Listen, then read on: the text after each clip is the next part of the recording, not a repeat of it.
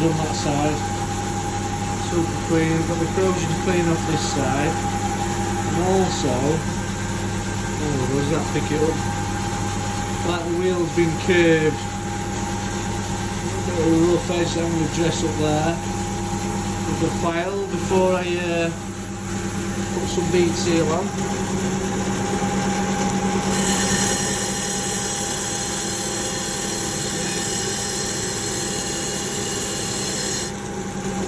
Nice and patient, doesn't take much to take it off.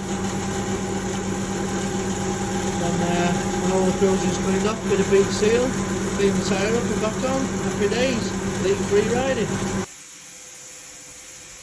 You couldn't really see it in the video, so I've gone the extra length and cleaned the rim up so it's super shiny, so I can highlight this. You see that?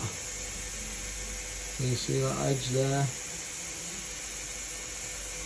It's like the wheel's been curved or something. It's straight and true, but there's a bit of a gouge. No, it shouldn't cause any problem, but what I am going to do is I'm going to file it up, make it super smooth before the tyre goes back on.